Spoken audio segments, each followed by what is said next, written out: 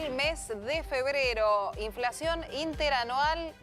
Llegamos a las 3 cifras finalmente. Tanto esfuerzo se hizo y hemos llegado a 102,5 en los últimos 12 meses del año. Sole, 102,5 inflación interanual. Sí, tengamos en cuenta que estamos cerquita, habíamos llegado a este índice de inflación interanual cerquita de la hiper, ¿no? Desde hace muchísimos años que no teníamos una inflación de 3 dígitos interanual. 6,6 lo acaba de dar a conocer el INDEC, ese 13,1 que vemos ahí es la inflación acumulada en lo que va del año. Recordemos, Sole, que tenemos desde que el INDEC en su momento empezó la inflación, a hablar de la inflación de enero, se marcó una aceleración importante, había pasado de 4,9 en noviembre a 5,1 en diciembre, en enero un 6% y ahora la inflación de febrero un 6,6%, acumulando en 12 meses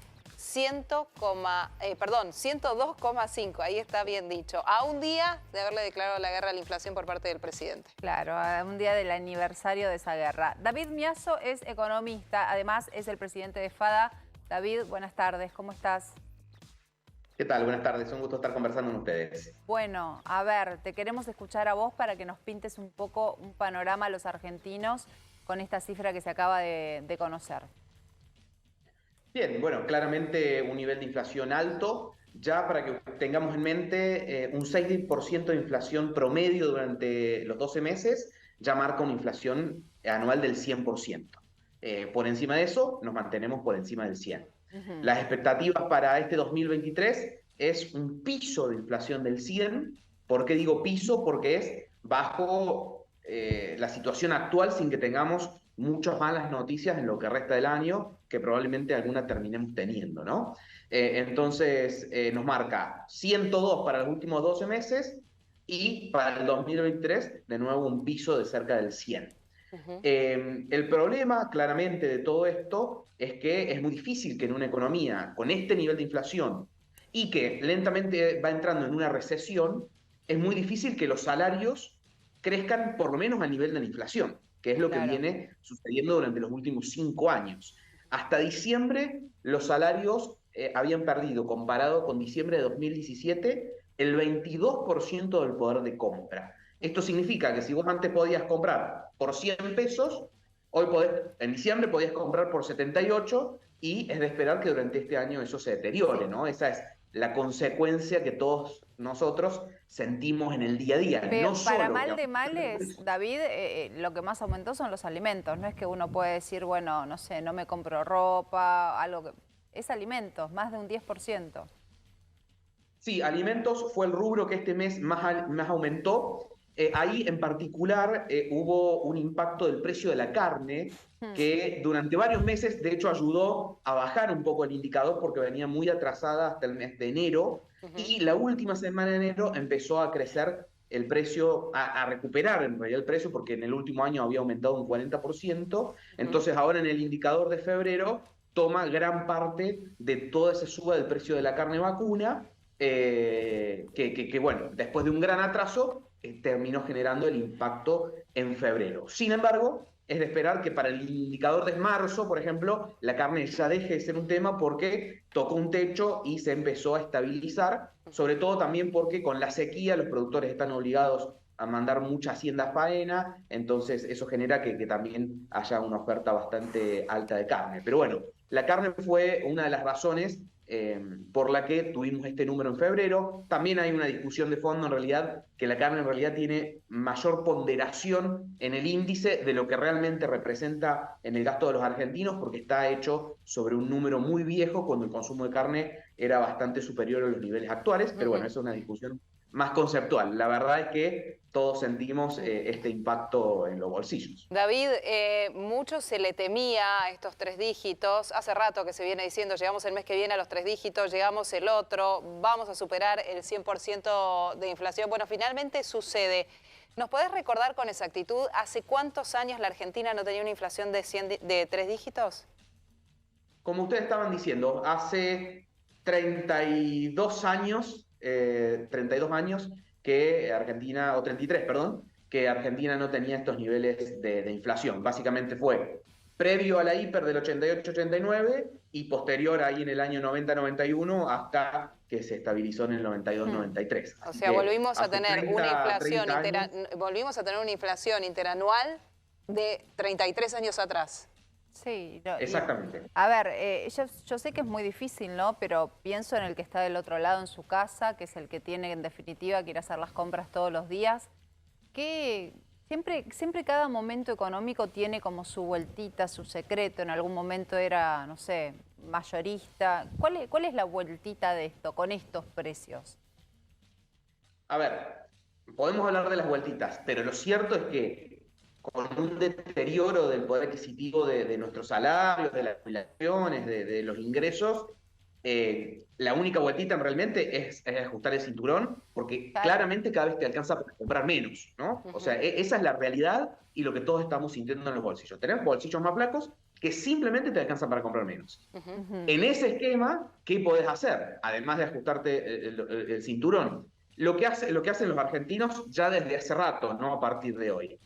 Por un lado, pasar, que se ve en las góndolas, pasarse de primeras marcas a segundas marcas, o incluso de segundas a casi terceras, es una de las formas de defensa que tiene el consumidor, de decir, bueno, sigo consumiendo la misma cantidad de algo, porque es lo mínimo que necesito, pero bajo en calidad. Y eso, de hecho, uno en las góndolas de los supermercados cada vez lo ve más, como esas segundas marcas que hace un par de años... Crecieron en las góndolas, ocupan cada vez más lugar. Exactamente, en las góndolas vemos mucho más. Ese es un mecanismo. Otro mecanismo que también hemos visto, recién hablábamos del caso de la carne, claramente también cuando el consumidor tiene menor nivel de ingreso, trata de consumir carnes más económicas como el cerdo o el pollo, que también crecieron en consumo. Son algunas de las maneras. Todo lo que tiene que ver con gripe aviar no se ha trasladado a precios aún, o sea que esto es anterior.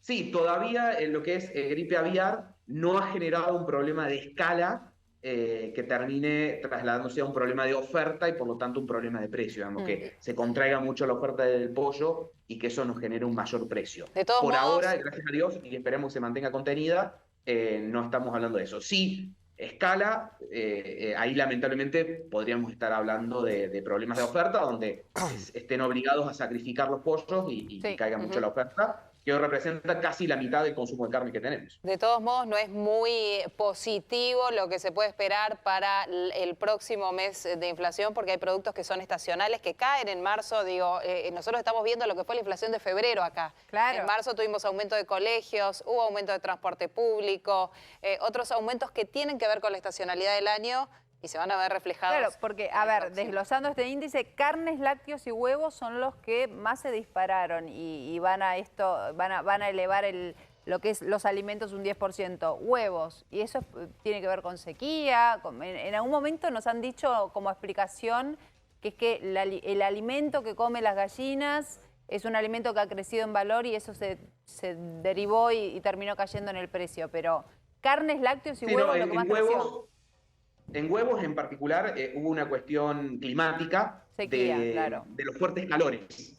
Básicamente las gallinas tienen que poner huevos y si hay mucho calor como que se estresan y ponen menos huevos, entonces cae la oferta de huevos y el precio sube. Pero eso es una situación que ya, hablamos de la gripe aviar, que es un potencial cisne negro ahí en el horizonte, pero por esa cuestión climática ya debería empezar a solucionarse, si bien también en marzo tuvimos estas 2 semanas de muchos calores que termina afectando. Calculemos que gran parte de la producción de huevos, por ejemplo, está en Entre Ríos, entonces ha sido una de las zonas que más ha sido afectada por el calor. Entonces, también en muchas de estas cosas, como están atadas a ciclos biológicos, terminan impactando cuestiones como esto, la sequía por un lado, los calores por otro, pero también debería tender a normalizarse y a dejar de ser un elemento que presiona mucho más la inflación. Y como ustedes decían, marzo, el inicio de clases, con todo lo que eso significa en colegios, útiles, etcétera.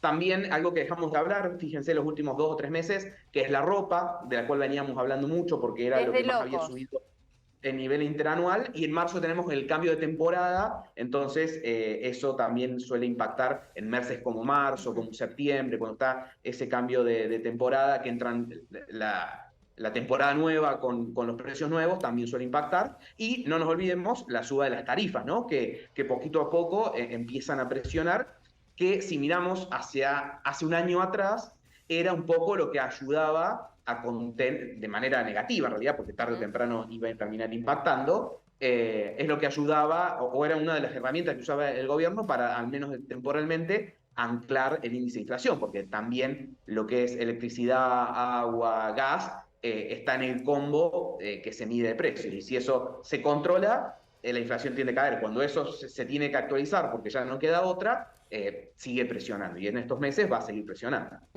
Fuertísimo. Desde 1991 no había una inflación tan alta. David, te agradecemos por todo lo que nos pudiste explicar sobre este tema tan fuerte para los argentinos. Gracias. Y tenemos precios justos, ¿eh?